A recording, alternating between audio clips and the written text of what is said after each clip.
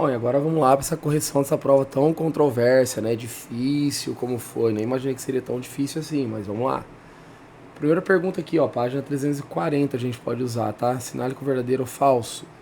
A única forma do espaço geográfico ser modificado é naturalmente, pois quando o ser humano aplica o trabalho, essa modificação é sempre acompanhada de fenômenos da natureza. Totalmente falso, impossível isso daqui ser verdadeiro, tá? Fenômeno da natureza e modificação pelos seres humanos é totalmente uma diferente da outra. Primeiro parágrafo aqui da página 340 já deixa isso daqui claro pra gente, ok? Próxima, recursos renováveis são aqueles constantemente renovados por ciclos naturais ou artificiais de produção, enquanto os não renováveis apresentam ciclos de formação que demandam milhares ou milhões de anos, tá? Não coloquei a palavra milhões, mas também faz sentido aqui. Verdadeiro, tá, pessoal? Então aqui é só vocês virem aqui para os recursos. Cadê? Aqui, esse quadro de recursos renováveis e não renováveis da página 341, que vai ficar bem claro aqui para vocês, tá? Inclusive aqui ele fala que demandam milhões de anos, tá? Na prova eu ainda dei aquela simplificada, colocando milhares, mas daria na mesma, ok? Próximo, matéria-prima se refere ao principal material ou conjunto de materiais utilizados na fabricação / transformação em um produto de consumo, verdadeiro também. Tá aqui, ó, basicamente em cima do nosso quadrinho dos recursos renováveis e não renováveis. Beleza? Exatamente da forma como está aqui, foi colocado na prova. E a última, mesmo com o uso intensivo de água doce, a poluição que os rios vêm sofrendo e o desperdício, ainda assim esse recurso não está ameaçado, sendo amplamente encontrado em todas as partes do mundo. Completamente falso, né? A gente vive uma crise hídrica, a gente vê que tem muitos países aí que não têm acesso à água potável, o acesso é muito restrito, e esse texto aqui da 341 também já amparava vocês para responder isso daí, ok? Pergunta 2. Essa pergunta 2 aqui ela é interessante, por quê? Porque ela é bem interpretativa, tá? Em lugar nenhum do livro, do nosso conteúdo, vocês vão achar desertificação, vocês vão achar chuva ácida, ok? Assoreamento dos rios a gente viu, acho que se eu não estou enganado, no segundo bimestre, então é uma coisa mais antiga, tá? Mas é muito, apenas por interpretação a gente chegaria num consenso aqui. Das opções abaixo, aqui não representa o impacto ambiental. Chuva ácida, o próprio nome diz, né? É uma chuva carregada aí de material gasoso no seu entorno, né? na sua superfície. Assoreamento dos rios, degradação desses rios. Desertificação é um lugar que está se tornando desertificado. Vamos lembrar aí do solo semiárido do Nordeste, né? Em que alguns lugares ele deixou de ser semiárido e já se tornou árido. Então o que sobraria aqui seria a mobilidade urbana, tá? Letra D.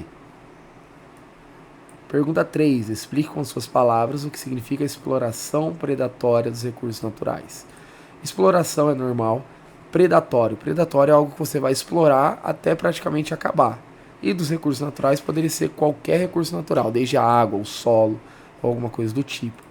Também aqui na página 343 tem esse exemplo aqui, referente aos recursos da fauna e da flora. Tá? Aqui uma pesca de arrasto, né, como o próprio legenda aqui diz, em que essa prática sendo muito utilizada, você pode acabar com a biodiversidade marinha daquele local, ok? Não é à toa que a pesca de baleias no Japão ela foi proibida, mas não deixou de ser praticada, certo? Por conta dessa exploração predatória.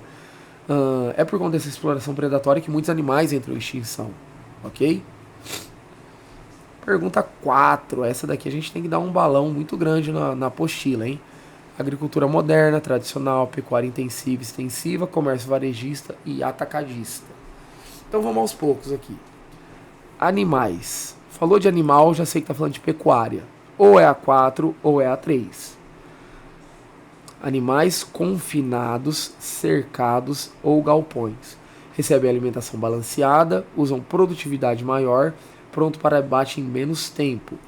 Galpão, cercado, então é a pecuária intensiva. É num lugar fechado, certo?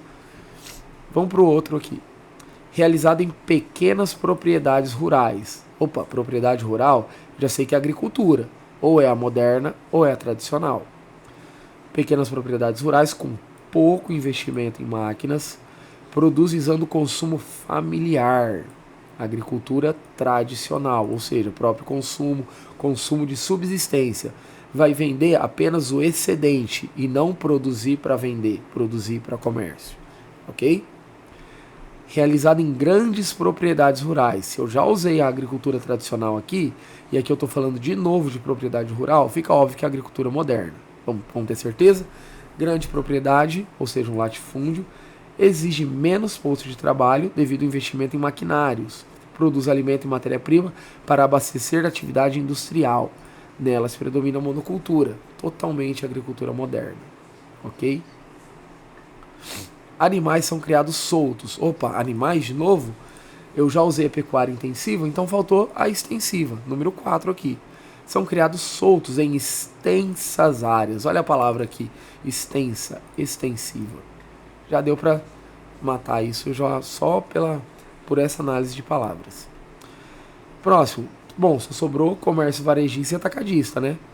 Mercadorias vendidas a comerciantes intermediários. Se é intermediário, é vendido em grande quantidade. Se é intermediário, é o atacadista. E aí sobrou o varejista para o último. No tipo de comércio, as mercadorias são vendidas diretamente ao consumidor. Comércio varejista. Aonde eu acho isso na apostila? Vamos lá. Primeiro, agricultura familiar e moderna. Temos aqui agricultura familiar, não, né? Tradicional, realizada de modo geral pequenas propriedades rurais, tal. Cultivo, policultura e não uma monocultura. Monocultura é na moderna, tá? Auxílio de força animal e implementos agrícolas rudimentares, ou seja, pouco investimento em tecnologia do campo. Tá? E agricultura moderna?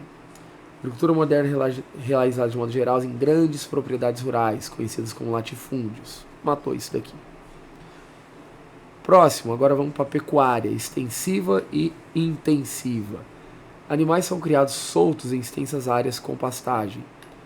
Pecuária intensiva, animais confinados em espaços cercados ou galpões. Tranquilo. Página 351 para pecuária.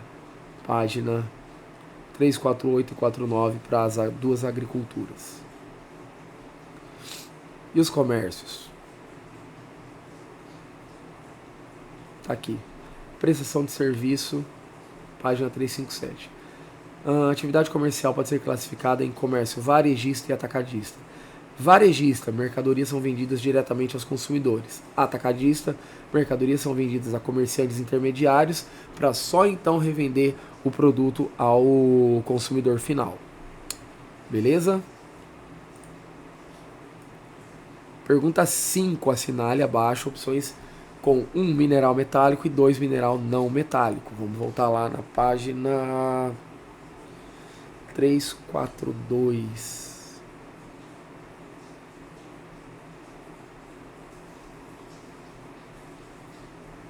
Aqui. Minerais metálicos e não metálicos. Então, minerais metálicos, como o próprio nome diz, são diferenciados pela sua presença de metal. Minerais metálicos, ferro, ouro, prata. E minerais não metálicos, calcário e sal de cozinha. Esse aqui é o exemplo que a gente tem da apostila. Vamos lá ver? Então, mineral metálico. Ferro é metálico? Sim, número 1. Ouro é metálico? Sim, número 1 também. Sal é metálico? Não, sal não é metálico, é não metálico. Número 2 aqui. Argila, não metálico. Número 2. Calcário também é não metálico. Isso aqui, algumas pessoas até erraram o calcário, hein, pessoal? E cobre, metálico, tá? 3 metálicos e 3 não metálicos aqui. Os 3 tipos de extrativismos. Aqui a gente não precisa ir para a apostila, mas eu vou depois indicar a página, ok? Então temos extrativismo mineral, vegetal e animal. Diversas espécies de fauna. Fauna é tudo aquilo que vem de animal, certo? Que são insumos para a indústria alimentícia. Então, se a gente está falando de fauna, extrativismo animal. Tem como exemplo a extração do látex pelas seringueiras, matéria-prima para borracha. Então, o látex vem da seringueira, a seringueira é vegetal? Pronto, né? vegetal vem da flora.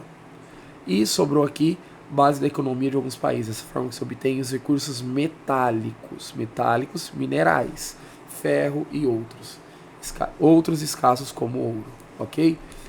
Aqui a página que vocês vão usar basicamente é... Vamos achar aqui a página do extrativismo. Mais para baixo ainda. Extrativismo. Aqui mesmo. Página 354. Que vai falar aqui do extrativismo mineral. Logo mais embaixo o vegetal e o animal na 354 e 355. Pergunta 7, essa daqui muita gente errou a pergunta 7. Também é na 354, ó. Cadê? Não, tô enganado, não é na 354. 346.